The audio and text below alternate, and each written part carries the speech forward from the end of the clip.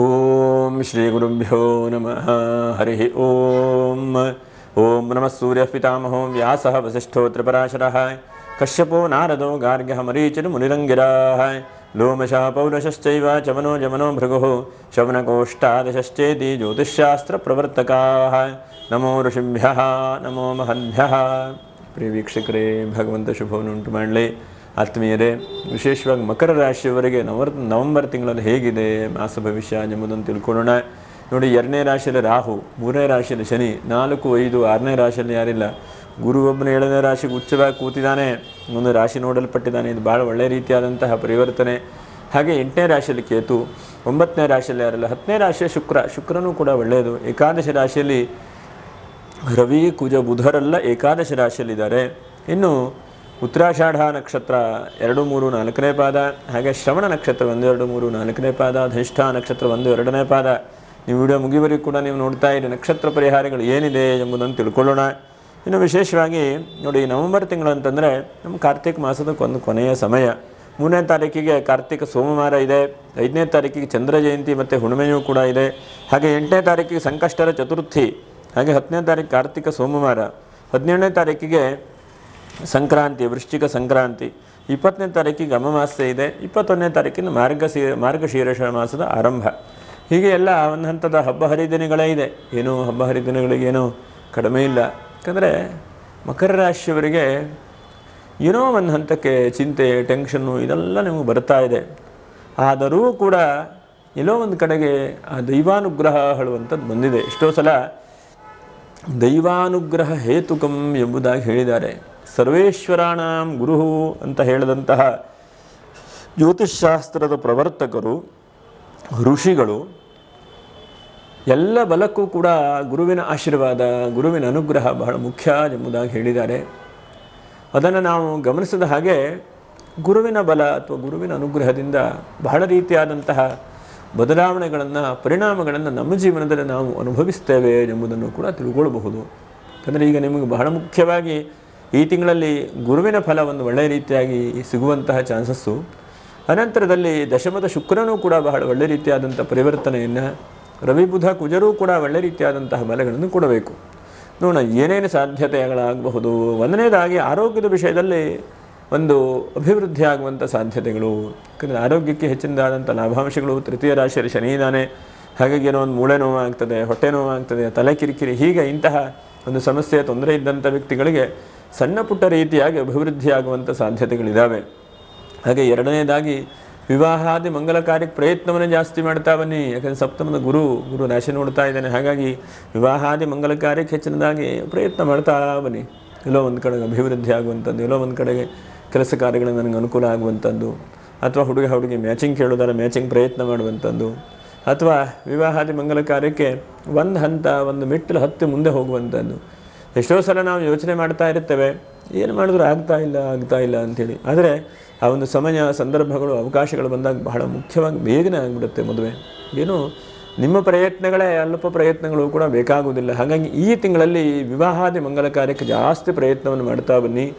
ಹಾಗೆ 2ನೇದಾಗಿ ಬಹಳ ಮುಖ್ಯವಾಗಿ ಗಮನಿಸುವಂಥದ್ದು ವಿದ್ಯಾರ್ಥಿಗಳ ಜೀವನದಲ್ಲಿ ಹೆಚ್ಚಿನದಾದಂಥ ಅಭಿವೃದ್ಧಿ. ಯಾರ್ಯಾರು ವಿದ್ಯಾಭ್ಯಾಸ ಮಾಡ್ತಾ ಇದ್ದೀರಲ್ಲ ಅಂಥವರಿಗೆ ಹೆಚ್ಚಿನದಾದಂಥ ದೃಢವಾದಂಥ ಮನಸ್ಸು ಬರುವಂಥದ್ದು, ನೀವಿಂತಹ ಸಾಧನೆ ಮಾಡಬೇಕು ಅಂತೇಳಿ ನಿಮ್ಮ ಮನಸ್ಸಿಗೆ ಅನಿಸುವಂಥದ್ದು, ಎಲ್ಲ ಒಂದು ಕಡೆ ಕೆಲಸ ಕಾರ್ಯಕ್ಕೆ ಹೋಗುವಂಥದ್ದು, ಹೀಗೆಲ್ಲ ಆಗುತ್ತೆ. ಹಾಗಾಗಿ ವಿದ್ಯಾರ್ಥಿಗಳಿಗೆ ಚೆನ್ನಾಗಿದೆ ಅಂತೇಳಿ ಹೇಳಬಹುದು. ಅನಂತರದಲ್ಲಿ ಕುಟುಂಬದಲ್ಲಿ ಏನು ಹೇಳ್ತೇವೆ ಅಂತಂದರೆ, ಕುಟುಂಬದಲ್ಲಿ ಸಣ್ಣ ಪುಟ್ಟ ಕಿರಿಕಿರಿ, ಚಿಂತೆ ಇಂತ್ಯಾದೆಲ್ಲ ಸ್ವಲ್ಪ ಪರಿಹಾರ ಆಗುವಂಥ ಸಾಧ್ಯತೆಗಳಿದ್ದಾವೆ. ಕುಟುಂಬದ ಅಭಿವೃದ್ಧಿ ಕಡೆಗೆ ನೀವು ಹೋಗುವಂಥ ಸಾಧ್ಯತೆಗಳು ಕೂಡ ಇದ್ದಾವೆ.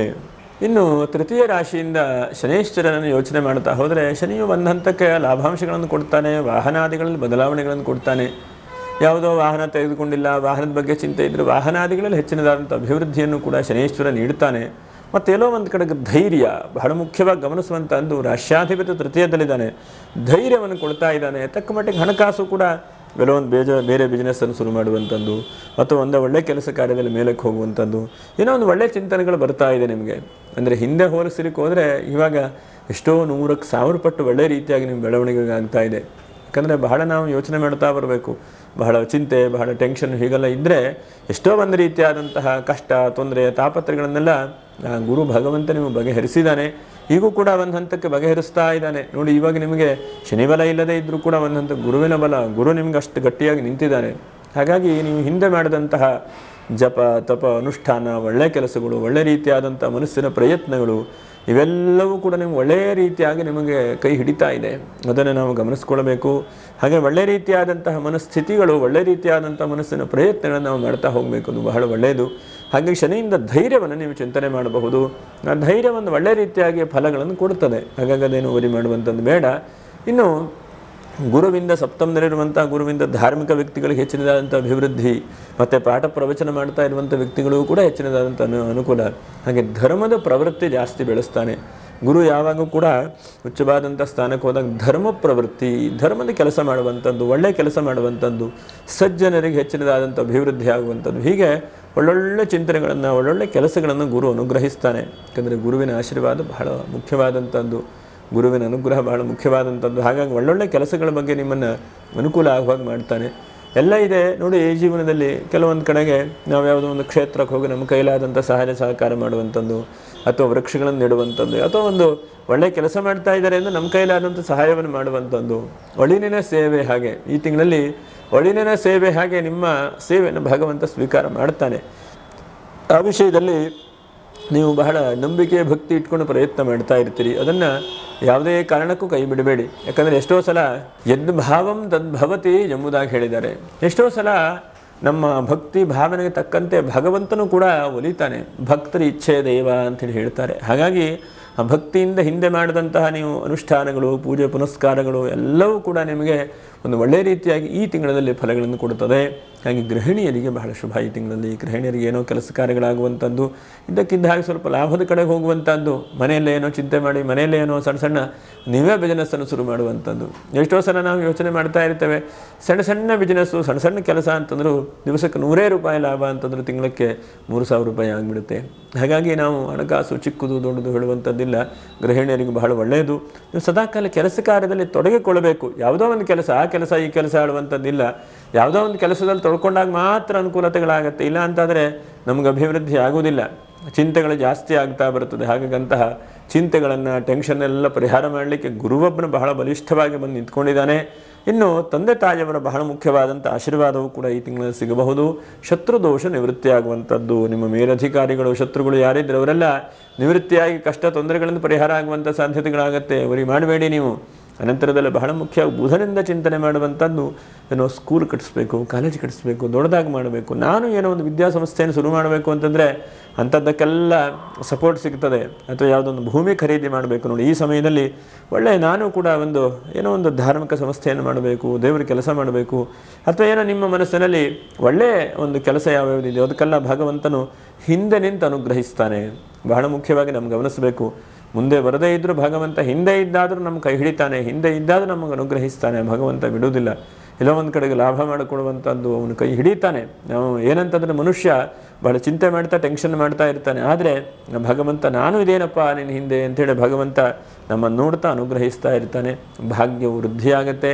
ಭಾಗ್ಯದ ಸಂಬಂಧವಾದಂಥ ರೀತಿಯಲ್ಲಿ ಗುರುವಿನ ಅನುಗ್ರಹದಿಂದ ಲಾಭಾಂಶಗಳು ಹೆಚ್ಚಿನದಾಗಿ ಹೋಗ್ತಾ ಬರುತ್ತೆ. ಹಾಗಾಗಿ ಹಣಕಾಸಿಗನಕ ಈ ತಿಂಗಳಲ್ಲಿ ಅಷ್ಟೊಂದು ಚಿಂತೆ ಮಾಡಿಕೊಡುವಂಥದ್ದು ಬೇಡ. ಲಾಭವೂ ಕೂಡ ಬರ್ತಾ ಹೋಗ್ತದೆ. ಒಂದು 5 ಜಾಗ್ರತೆ ವಹಿಸ್ಕೊಳ್ಬೇಕು. ಒಂದನೇದಾಗಿ ನೀರಿಂದ ಸಣ್ಣ ಪುಟ್ಟ ಸಮಸ್ಯೆಗಳು ಬರುವಂಥ ಸಾಧ್ಯತೆಗಳಿದೆ. ಎರಡನೇದಾಗಿ ಥೈರಾಯ್ಡ್ ಯಾರಿಗಾರು ಸಮಸ್ಯೆ ಇದ್ದರೆ, ಅಲ್ಪ ಸ್ವಲ್ಪ ನೆಗಡಿ, ಕೋಲ್ಡ್ ಇಂತಹದ್ದಾಗ್ತಾ ಇದ್ದರೆ ಸ್ವಲ್ಪ ಜಾಗ್ರತೆ ವಹಿಸ್ಕೊಳ್ಬೇಕು.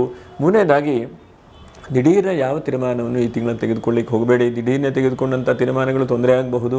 ಮೂರನೇದಾಗಿ ಬಿಸ್ನೆಸ್ಗೆ ನೀವು ಮಾಡಬೇಕು ಅಂತೇಳಿ ಯೋಚನೆ ಮಾಡ್ತಾ ಕೂತಿದ್ದೀರಿ, ಹಾಗೆ ಕೂತ್ರೆ ಆಗೋದಿಲ್ಲ. ಅದಕ್ಕೆ ಕಾರ್ಯವನ್ನು ಮುಖವಾಗಬೇಕು. ಆವಾಗ ಮಾತ್ರ ಶುಭ ಲಾಭಗಳು ಗೊತ್ತಾಗುತ್ತೆ ನಮಗೆ. ಇಲ್ಲಾಂದರೆ ಏನೂ ಕೂಡ ಗೊತ್ತಾಗೋದಿಲ್ಲ. 5ನೇದಾಗಿ ಬಹಳ ಮುಖ್ಯವಾಗಿ ನೀವು ಏನು ಮಾಡಬೇಕು ಹೇಳುವಂತಹ ಒಂದು ಗೋಲನ್ನು ಇಟ್ಕೊಂಡು, ಒಂದು ಪ್ಲ್ಯಾನ್ ಇಟ್ಕೊಂಡು ಮುನ್ನುಗ್ಗಿ. ಯಾಕಂದರೆ ಎಷ್ಟೋ ಸಲ ಮಾಡಿದ್ರೆ ಆಯಿತು ಅಂತ ಅನಿಸುತ್ತೆ, ಆದರೆ ನಾಳೆ ಹೇಳಿದಂತಹ ಜೀವನ ಮುಂದೆ ಮುಂದೆ ಹೋಗ್ತಾ ಬರುತ್ತೆ.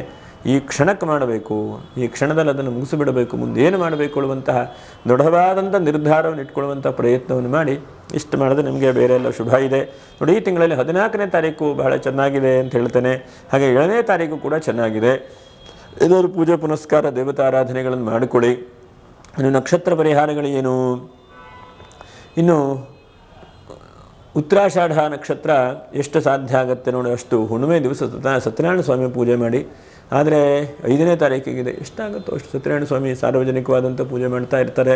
ಅಥವಾ ಪ್ರತ್ಯೇಕ ಮಾಡಲಿಕ್ಕಾದರೂ ಸಾಧ್ಯವಾದರೆ ಸತ್ಯನಾರಾಯಣ ಸ್ವಾಮಿ ಪೂಜೆ ಮಾಡಿ. ಇನ್ನು ಶ್ರವಣ ನಕ್ಷತ್ರದವರು ಸಾಧ್ಯ ಆದರೆ ನಿಮ್ಮ ಮನೆ ಹತ್ತಿರದಲ್ಲೆಲ್ಲರೂ ವಿಷ್ಣುವಿನ ದೇವಸ್ಥಾನ ಇದ್ದರೆ ವೆಂಕಟರಮಣ ಸ್ವಾಮಿ ದೇವಸ್ಥಾನಕ್ಕೆ ಹೋಗಿ ನಮಸ್ಕಾರ ಮಾಡಿ ಪ್ರಾರ್ಥನೆ ಮಾಡಿಕೊಳ್ಳಿ. ಆ ಸಕಲ ಎಲ್ಲ ಭಾಗ್ಯಗಳನ್ನು ಕೂಡ ವೆಂಕಟರಮಣ ನೀಡ್ತಾನೆ ನಿಮಗೆ. ಇನ್ನು ಧನಿಷ್ಠ ನಕ್ಷತ್ರ 1, 2ನೇ ಪಾದದವರು ನೀವು ಎಷ್ಟು ಸಾಧ್ಯ ಆಗುತ್ತೋ ಅಷ್ಟು ರುದ್ರನನ್ನು, ಶಿವನನ್ನು ಪ್ರಾರ್ಥನೆ ಮಾಡಿ, ಆ ರುದ್ರ ಮಂತ್ರಗಳನ್ನು ಶ್ರವಣ ಮಾಡಿ, ಆ ಶಿವನ ನಾಮಸ್ಮರಣೆಯಿಂದ ಎಲ್ಲರಿಗೂ ಕೂಡ ಮಂಗಲವಾಗಲಿ. ಈ ತಿಂಗಳಲ್ಲಿ ಹೆಚ್ಚಿನದಾದಂಥ ಅಭಿವೃದ್ಧಿಯನ್ನು ಭಗವಂತನು ಅನುಗ್ರಹಿಸಲಿ ಅಂತ ಹೇಳ್ತಾ ಗುರು ನಾಮಸ್ಮರಣೆ ಮಾಡ್ತಾ ಮುಂದಿನ ವಿಡಿಯೋದಲ್ಲಿ ಮತ್ತೆ ಭೇಟಿ ಮಾಡೋಣ. ಓಂ ನಮಃ ಶಾಂತಾಯ ದಿವ್ಯಾಯ ಸತ್ಯಧರ್ಮಸ್ವರೂಪಿಣೆ स्वानंदामृततृप्ताय श्रीधराय नमो नमः. भगवान सद्गुरु श्रीधर स्वामी महाराज की जय. अवधूत चिंतन श्री गुरुदेव दत्त. हरि ओम.